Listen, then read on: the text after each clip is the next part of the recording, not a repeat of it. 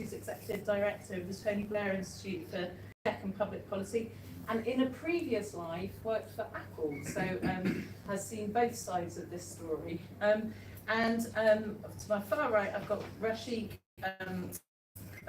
Palmer, who is CEO of BCS, the Chartered Institute for IT. But I'm also certain that in the room we have huge amounts of expertise and knowledge in this subject as internet users, as people who work in this area. So we're going to bring lots of you into the conversation as soon as possible.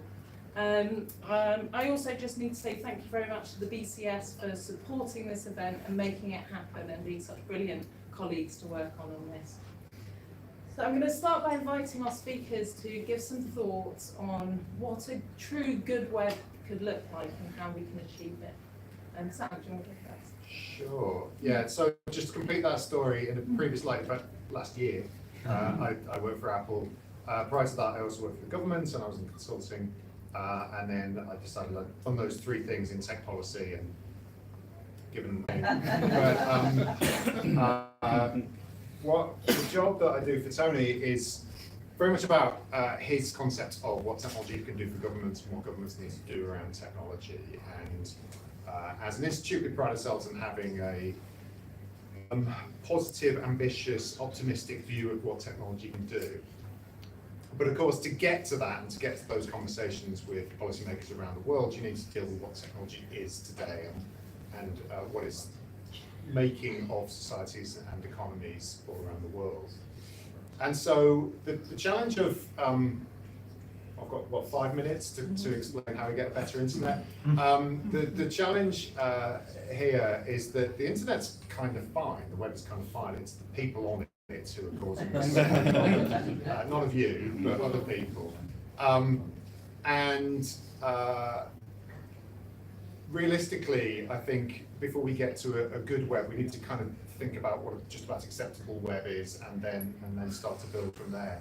So the couple of things I wanted to talk about was, I think inherent in a lot of internet policy is the fact that the internet and the web were both built up in sort of in the image of their founders, which by and large was a kind of idealistic, liberal kind of view of an open network that allowed limitless innovation and connected people around the world.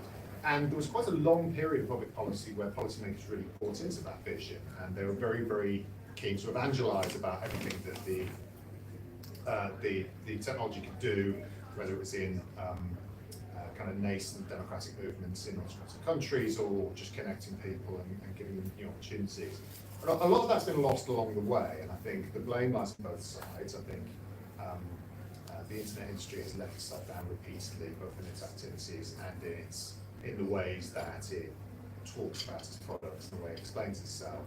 But also, I think politicians, to a certain degree, have got a bit locked into a kind of oppositional attitude to technology, where they think their job is to kind of squash it, control it, and kind of assert their dominance, rather than thinking about how they work through some of the issues with the tech industry.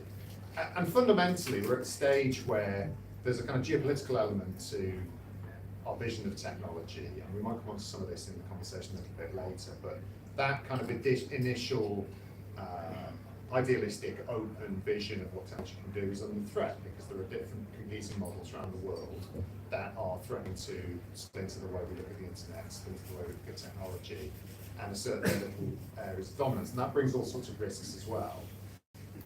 But really, it's only through working with that vision and working with the technology industry that policymakers are really going to make very much of a difference.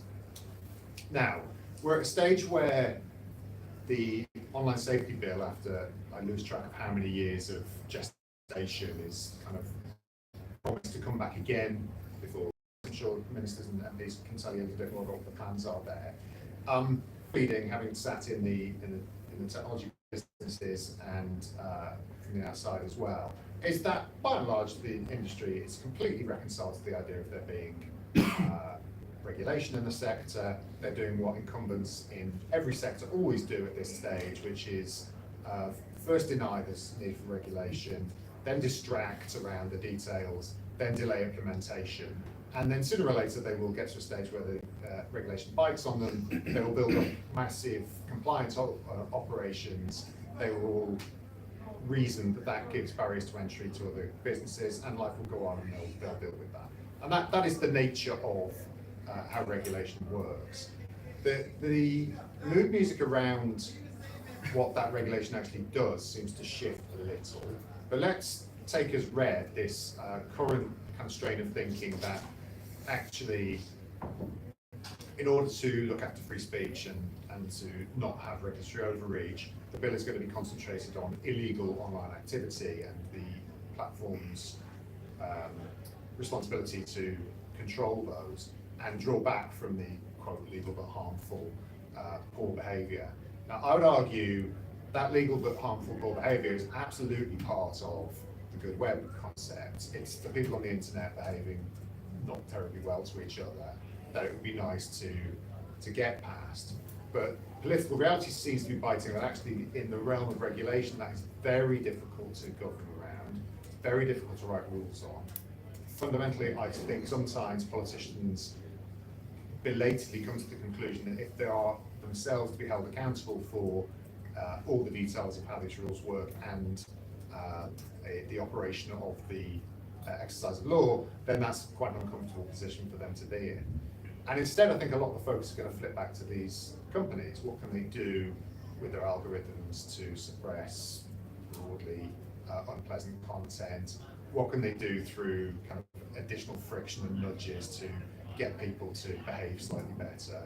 We, as I say, all of you are very nice, so you won't have seen this, but occasionally if you make an intemperate remark on Twitter, it will pop up that says, most people don't reply along these lines, could you think of rephrasing that question? I've seen some data that says for a majority of people, they actually do tone it down a bit and repost in a slightly better way. There's a small proportion for whom this is like a red rag to the bull, they go even more aggressive. But that's just one little example of some of the things that can be done within the technology to nudge people into better behaviour. I always used to get a little bit irritated with politicians and ministers who kind of came from the point of view that, look, that you guys can do anything, right? You can build these amazing machines. You can just fix this problem. To which the engineers would legitimately say, well, but that's not really how it works. It is, though, true to say if you spend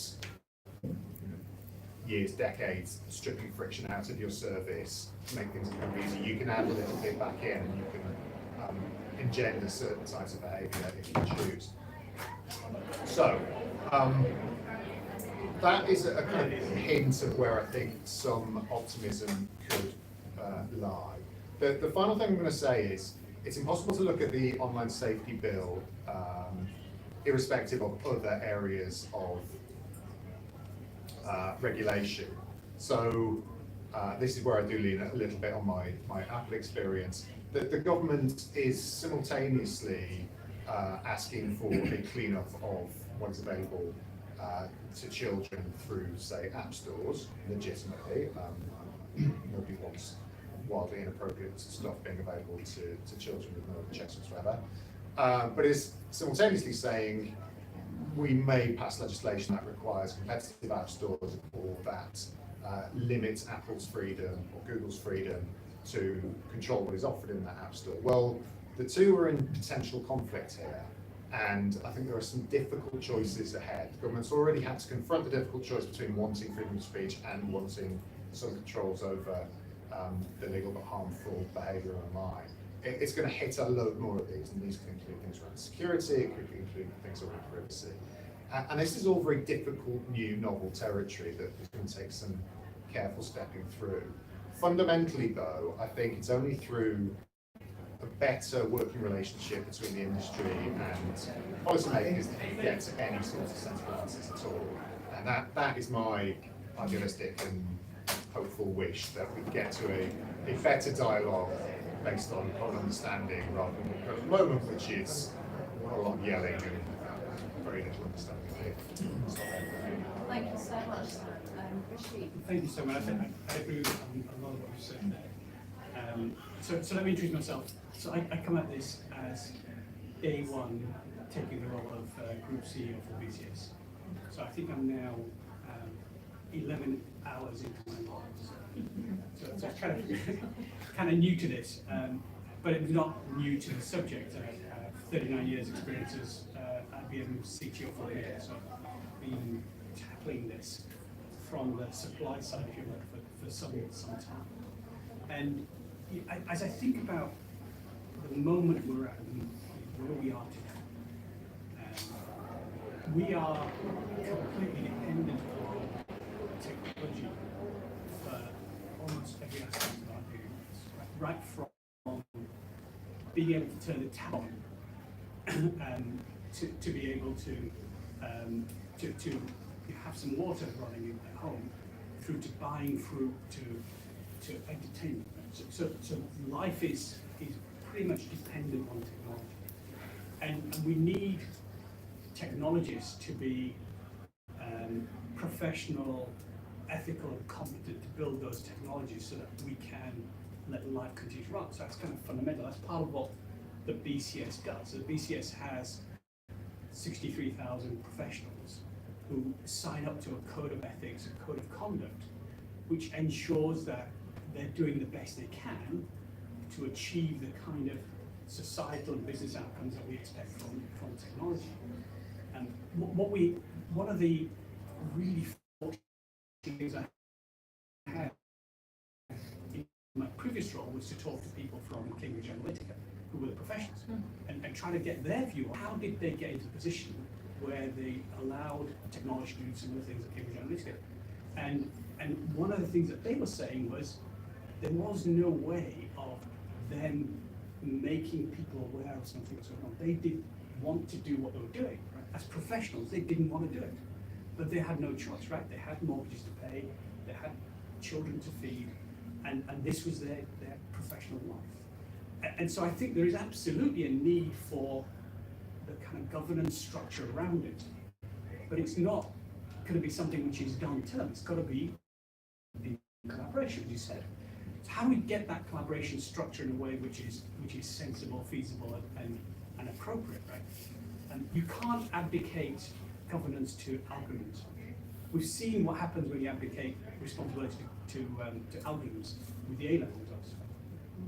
You just can't do that, right? And you can see what happened with the case of Mark in the US with his internet account being shut down.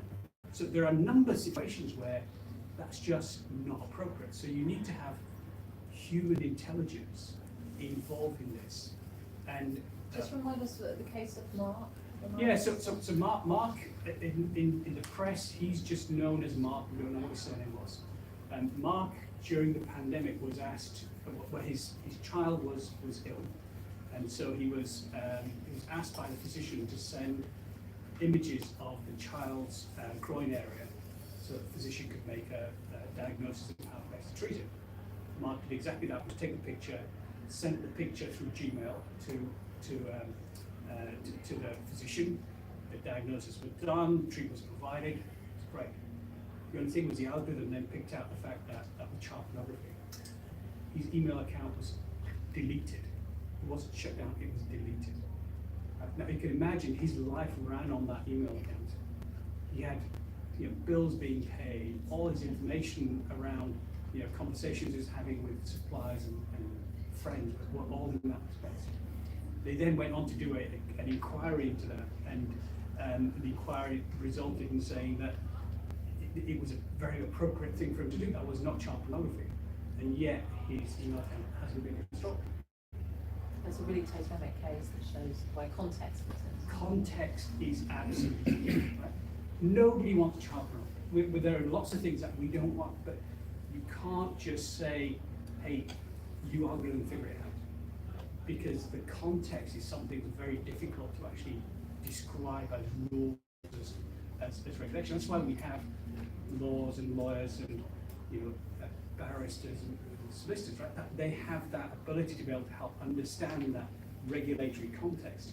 And so we're only going to be successful if we can work together as technologists, politicians, and regulators and the law to put something in place which allows us to have a working system. And in my personal opinion, this is one of those things that we may be able to draw a line at this point saying, yes, we've got a safer web, but it's never going to be a safe web, because as soon as you get there, somebody will find things which will be of some kind of commercial value, whether it's a perpetrator or a positive fact, and we'll have to adapt that. So it needs to be constantly evolving, and I think the phrase safer web is right, because it's an ongoing exercise. Thank you so much.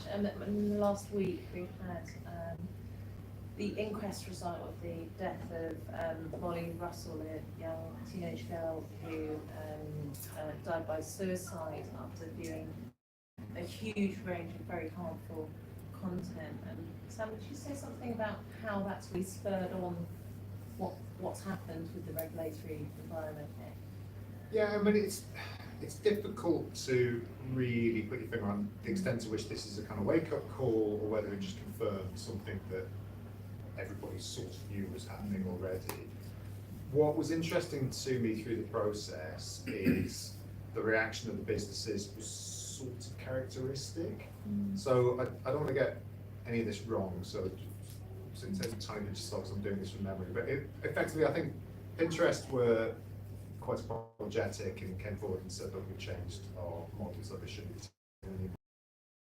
Still mounted something of a defence of its right or its responsibility almost to host content that most people would sort of consider pretty abhorrent and pretty damaging in nearly all circumstances.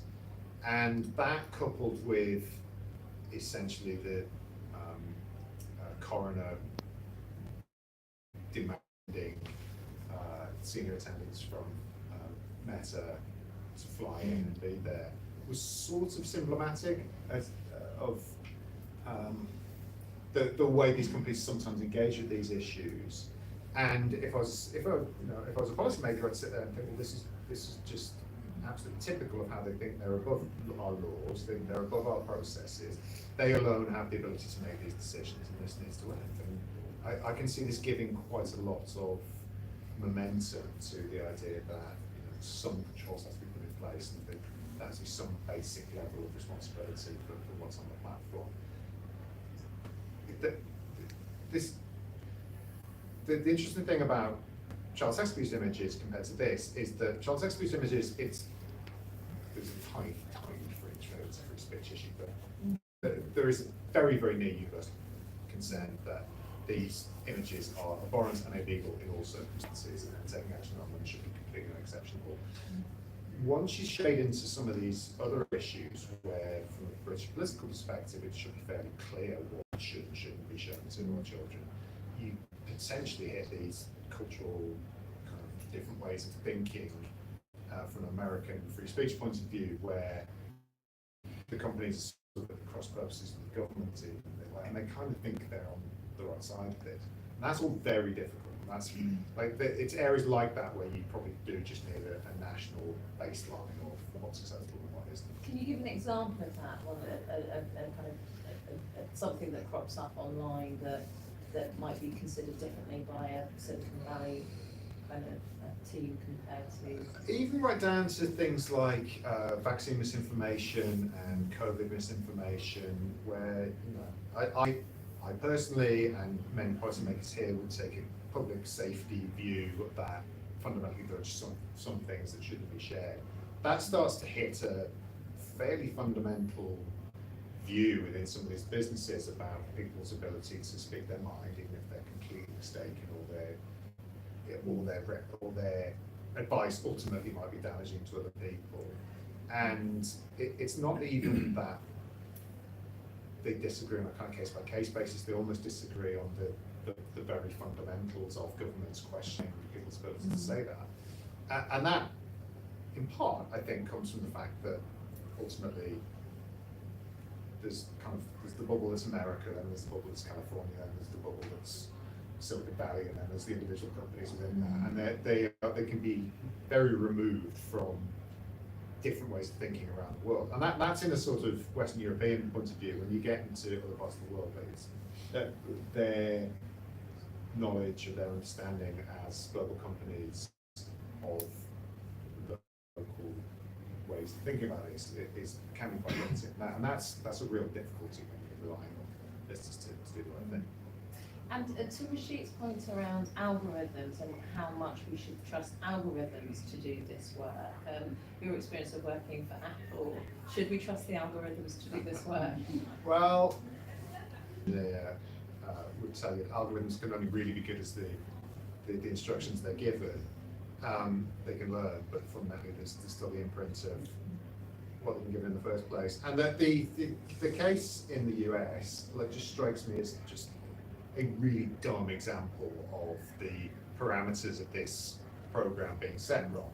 Nobody would object to the idea that Gmail would scan for images or things that appear to be illegal. I think most people would anticipate that once something has been flagged as illegal, there'd either be a human check to determine context, or there would be some kind of trigger point where if this is a one-off and isolated thing, it'd be flagged and then deleted, but not necessarily the case for an automatic deletion. And then, when a person has been subjected to this for their account, there'd be some route of appeal which could see them, in some sense. And that's a policy question. That's not a algorithm question, really. Yeah, if I can build on, so first I think from the Molly Russell case, we need the politicians to be listening to this.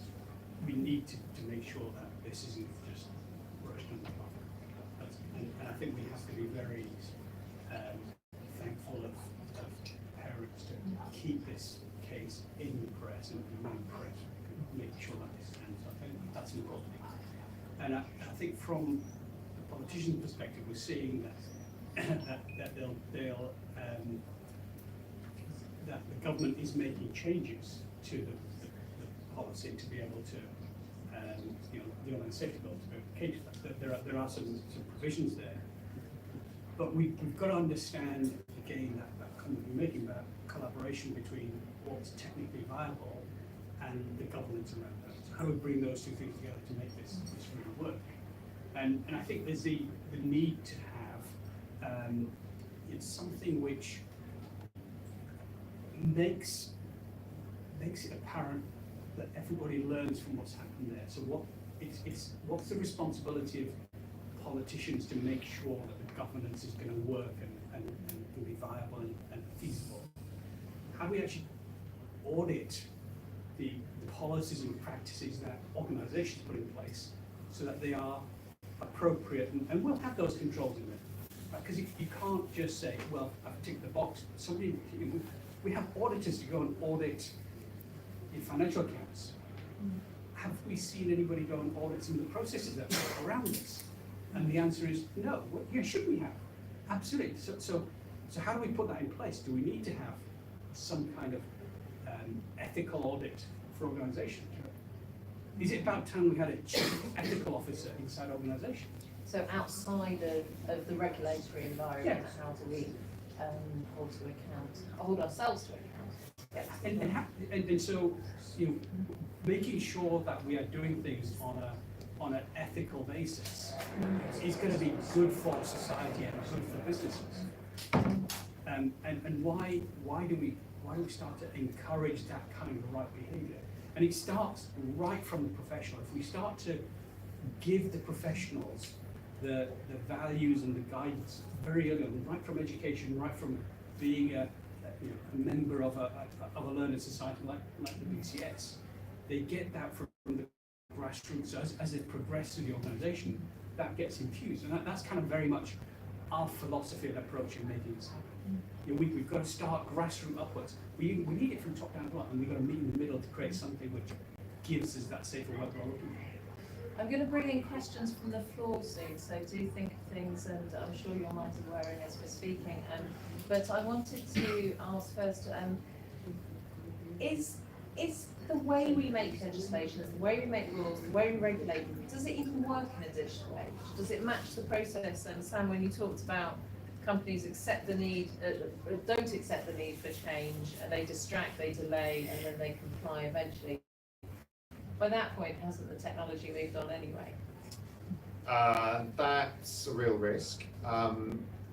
There's probably a timeline somewhere that would go back to when the first green paper around I might say, to was published, and it was quite some time ago. It's been many years, and we still don't have the regulation in place, the legislation in place, and then the implementation could take another 1-2 years after that. And you know, a lot of things have changed. Now, everything's changed. Some of the same issues we're still talking about now and that will still need to be tackled. I think there is an art to some of this in terms of future-proofing, something the government always talks about doing, which generally means making laws loose enough that they can apply them to different contexts. And moving at a bit more pace. There's something around engagement with the issues, and you know, from a civil servant myself, I'm not going to do the usual slightly lazy tech industry thing of saying, oh, people in government don't know anything about technology. I think people in government spend too much time actually waving their hands and saying they're not technical, as if it's somehow like a charming thing. I genuinely don't think anybody in the Treasury would say, oh, I'm not very economic, like, don't give me these difficult terms. But this is something you get from people in government all the time, which is this sort of self-deprecating thing, and I think they should give themselves a little bit more credit, or they should, you know, engage more deliberately, or hire more specialists, or get more briefs. I don't buy that everybody needs. So I'd like to pick up on that. Of course. I think digital skills is a foundation skill that everybody needs to have, and there is no excuse. Right? Everybody needs to have foundation digital skills. Politician, shopkeeper, taxi driver, everybody. You can't live without some level of digital skills. I don't think it's acceptable for politicians to say, I don't know anything about tech. It's totally unacceptable. It's also sort of untrue. I mean, if you're under 50, you grew up with a computer in the house, probably, or you certainly have one in school, and everybody has a smartphone, people are engaging with tech all the time. What they worry about is that the conversation they get involved in will go over their head quite quickly, and I can tell you for a fact, there are people in the tech industry who know that and play on that. And whenever they're in trouble in a policy conversation, which kind of up the tech chat by 2 notches, knowing that the person they're looking at will be terrified and they'll be off the hook. So I mean, yes, there's definitely some of that, but getting the legislation right is hard. I think the government was half onto a really good idea in giving independent Ofcom the ability to oversee a lot of how this is going to work. Ofcom's got a good track record in adjacent sectors. It's very well geared up to deal with it. I think the government's shot itself in the foot a little bit by trying to hold on to too much control over what the regulations look like and give itself too many vetoes over Ofcom. Some details that you go into about all of that. But fundamentally, I don't think it's impossible. I think you can draft smart regulation that is aimed at the right thing or is pitched at the right level that will give the regulator the ability to make some interventions that really matter. Thank you. I'm going to go to the floor now. Questions, gentlemen at the front here. Thank you. It's really interesting listening to you speak on these things, because it seems to me that at the core of this is ultimately human failure, and where everyone is so unique. And so perhaps this might be a bit controversial, but it's something that I certainly believe that actually at the crux of this, especially when it comes to legislation, and I've certainly seen MPs, councillors do exactly what you described, and I think a digital skill set is absolutely imperative in 2022. Is that we just need better calibre of people in public life and public office.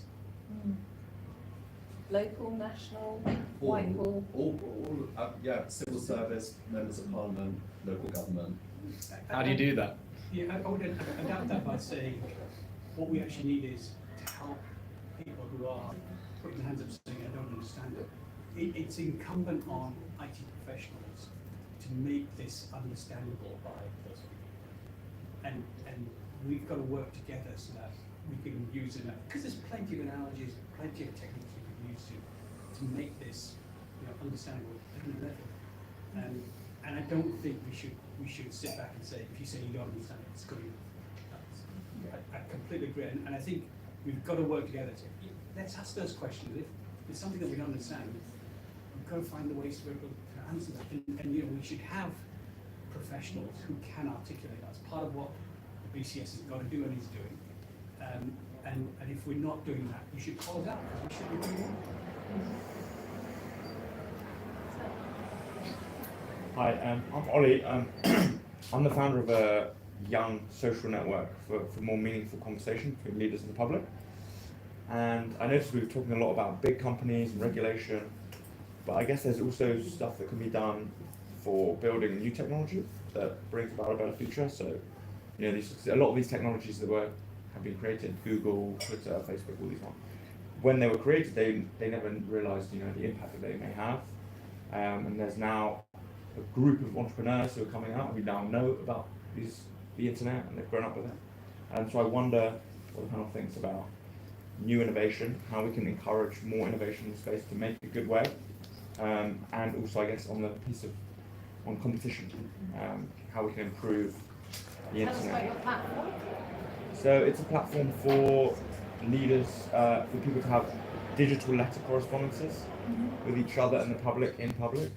So it's almost like a long form Twitter, or like an email that's public, with the idea to detoxify social media and also create a place which is more meaningful and equally in depth to news, but the agenda is set by the public rather than journalists. So looking to improve the quality of public life and democracy. Yeah, exactly. That's definitely Yeah. one. But let me come back to your first question, which is, you know, we can expect innovation to happen. Totally agree. You can read hundreds of papers out there which says that 50% of the jobs as we know today will be significantly transformed over the next 10 years as you go through the next wave of digitization and applying AI to it. That's a phenomenal opportunity to start addressing some of these issues. And if we don't help the entrepreneurs of today learn how to do that in an ethical, professional, competent way, then we will fail.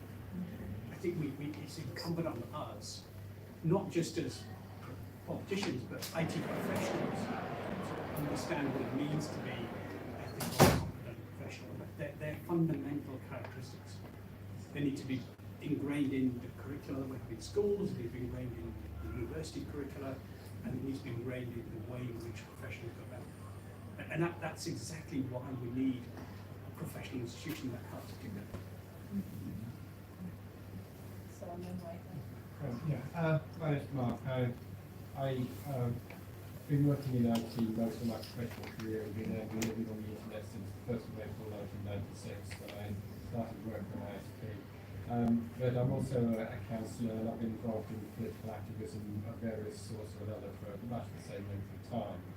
And it is very true what you say that very often politics and tech talk at right angles to each other and they don't really interact. And I'm sure at the very top level, like Google and Facebook understand politics very well and they exploit that no end. But at the lower level, the tech industry in general tends not to get politics. And the tech campaigners tend not to understand politics and politicians tend not to understand how technology works. And I know that asking this question is going to really prompt you almost exactly what you're already thinking anyway, but what is the long-term solution for that? How can we get a better understanding of politics among the tech industry, the people that I've spent my time working with and managing and working for, and the politicians, again the politicians on my level, the councillor level and MPs who aren't necessarily specialists, to just understand more about what it is that we're working with and regulating. So in response to your question, from a professional perspective, part of what we're putting in place is curriculum to help understand how you communicate effectively. And it's a lot of it is about communicating, but it's also helping our professionals understand how to listen and be respectful of the questions that are being asked. Right? And if you look at some of the work that Emily Castro has done around deep listening, how is it that you can have two people on the different sides of Brexit actually have a conversation, like, rather than shouting at each other? And that's exactly what Emily's been doing for us. There's models which we can take and adapt and help our technical professionals learn from those models. So that's part of what we're doing within Society Group. But it's also having these kind of conversations with the politicians that should be here. Because actually, we need to have the conversations with the politicians, not for the politicians, or not behind the politicians' back. We've got to be together on these things. And it's when you come together, and we have the civil work is something that brings everybody together. Right? It's a thing that it's a purpose which unifies, and we've got to use that to be able to make these changes. Sam, you've been on all sides of that. How do we come back together better? How do we educate politicians each other? Well, I'd echo a lot of what you said. There's an interesting strain of thinking now. Francis Howden, who's someone like us, a Facebook whistleblower, is doing a lot of work around how you get computer science majors in the US to actually spend a semester thinking about social issues. So it's kind of built into their thinking around how they design algorithms, what the real life impact might be, and there's all sorts of thinking around designing synthetic social media models where you kind of plug things in and see what happens, and ultimately if you end up with a riot in a country, you know you've kind of screwed up a bit and don't want to make headlines.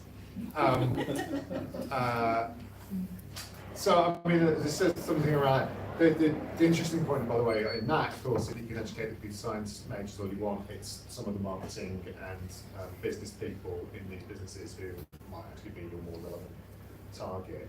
So like that kind of exchange thing can only help, but it's quite a long haul and it requires quite a lot of good faith on both sides, and that's what I think we have to kind of really keep pushing.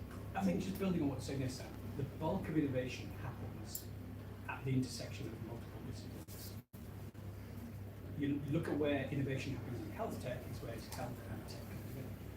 The innovation in politics, political tech, reg tech is where things come together. And I think if you look at where things are being effective, it's when we're bringing the different disciplines together to actually work together, understand each other, and collaborate, that we get these kind of innovations. So maybe the thing we have to do is to force that soup to come together.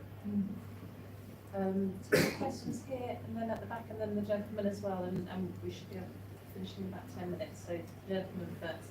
Yes. First of all, on the issue you spoke about just now, about fusing tech and politics, I think I would say that the tech companies have done a better job than politics have done actually fusing it. Because when you look at politicians like yourself who may get out, let's say, the role they had, they tend to get taken up by tech companies who understand, like Nick Clegg, for example, is building up very high in meta, and they understand that people understand that how to negotiate with certain countries.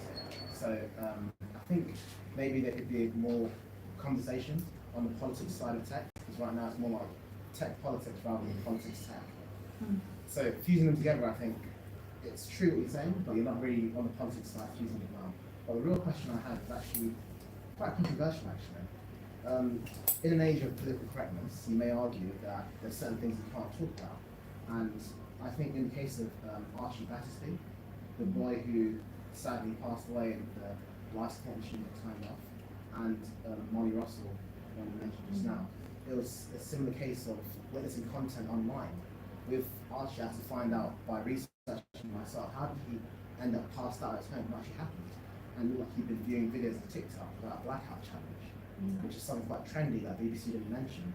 So it's a challenge where the children see if they can make themselves black out by hanging themselves or something along those lines, and if they wake up and tell their friends, wow, I blacked out, I came back to reality. So I think the question I had there was, how much responsibility do parents have, the guardians have, monitoring what their children have, rather than just pointing the finger at tech companies and saying you need to do better? That is a huge question. The one person who I think does some very interesting work around this is Baroness Kidron, who's become incredibly influential. Essentially, she's written a piece of legislation in the UK. It's now been copied in California. It's around the age-appropriate design code. And her starting point is that too much emphasis has been put on parental responsibility to look over the shoulders of their children, particularly for older children. You said too much. Too much. I would argue too little. Oh, this is why she's controversial, right? So her point of view is like, if your child is 15, 16, there should be a natural presumption that this person deserves some level of privacy and some level of independence from in their lives that their parents can't control it all the time.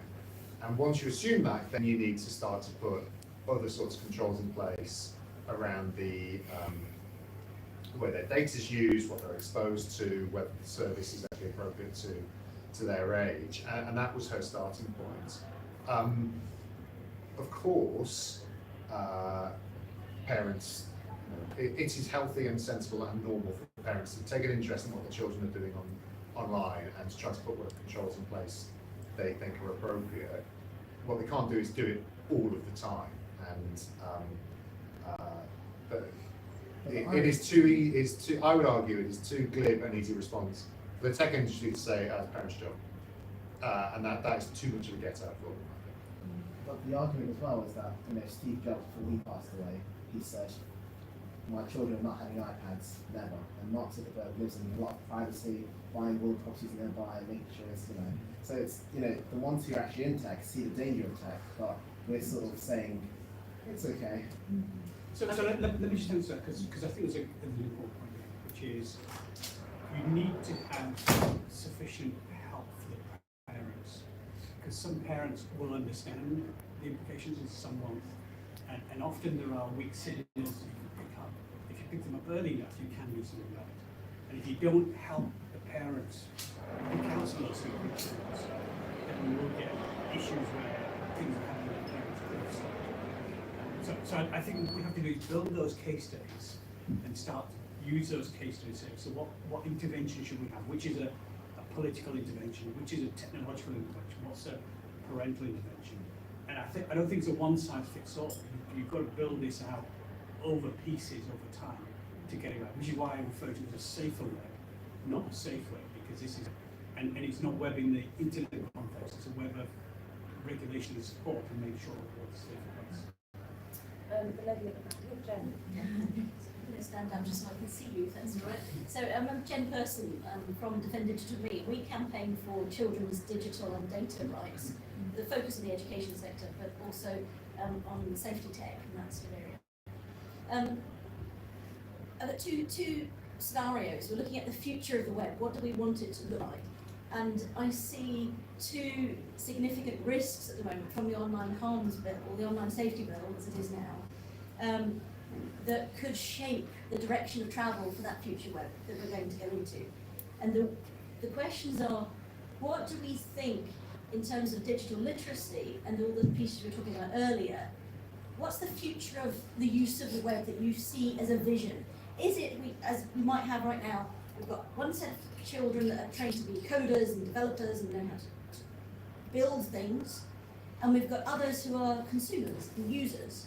And how do we get some middle ground so that we get the politicians and the policy making and everything that you see in the future that is well-rounded and holistic? And the second question is around the age verification, age assurance parts of the online harms agenda. Do you see the future of the web being based on everybody required to age assure increasingly content? If we have to decide who is and who is not a child, it will mean age verification, age assurance for everybody. And I wonder if I might suggest something we could do together is work on sort of a future manifesto type piece of work that we could say, let's bring these perspectives together. And they could restore part 2 of the online safety bill, which they've scrapped, which is all about digital literacy focus. So if I can answer the last question first, I think your point on the manifesto is well founded. It's a part of what we've been doing through the British Society is building out what we refer to as responsible computing, which is a framework as a manifesto for what does a responsible professional do and how do they, what kind of value should they have, what should they focus on to do exactly the kind of things you're talking about. Because it's not a one-size-fits-all, you've got to put it into that context.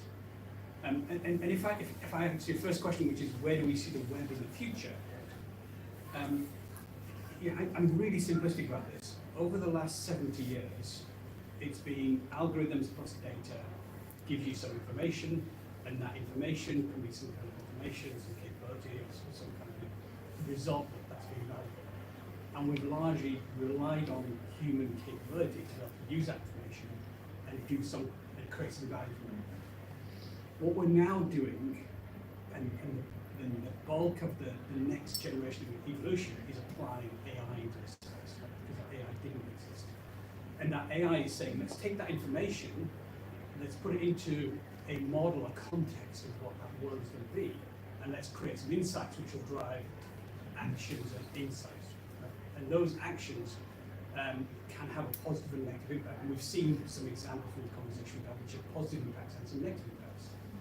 So how do we put the guardrails in place to steward more people towards a positive impact than the negative impact? That's the challenge ahead. I think that can be done if the professionals are given the tools and capabilities to help them do that. And there's controls in place which says if there's organisations that are pushing them down a direction, a la Cambridge Analytica, there's a space to be able to have the whistleblower and have that stop. So that there's a structure we can put in place. And I can see that happening, but it needs us all to work together. Thank you. Was there anything more to add? Okay. I think there was one more hand up. Yeah, that's The back me. and then yes. Hi, Okay. I'm Hamza, a computer science student actually. Excellent. So I agree with your points regarding Mark's story. I've just heard you talking about AI, and I think we can use AI programs to help us identify messages, emails, etc. The problems, I suppose, in them. We can identify this is a good email, this is a bad one, and it can improve upon its mistakes. Do you plan on using it, I suppose, in that kind of field? I'm aware you just mentioned AI, but you also perhaps plan on using it in that field as well? So the notion of providing insight to individuals for regulation through AI is one that's being looked at. So if you look inside research organisations and academic institutions, they're absolutely working on that in different forms. Have we got it? Is it job done? Absolutely not. Is it job begun? Absolutely. And so there are technologies trying to help apply technology to this problem of regulation. Will AI have a role to play? It will have some role to play. But what we say is, this isn't about abdication of responsibility to AI. Right? It's a tool to support the decision making. It doesn't replace decision making. Look at it as an accelerator, as an adjunct, an augmentation of human capability, not a replacement for human capability. I think I'm going to wrap up there because we've had the most fantastic conversation, and the thing that will really stay with me is that idea of really a settlement about where the responsibility lies across industry, government, professionals, individuals, families. How do we actually make a fair system that attributes the responsibility and a workable system as well? But I want to say a huge thank you to Sam and Rashid, huge thank you to the whole of the BCS team for supporting this event, and to all of you for taking part and asking such great questions as well. So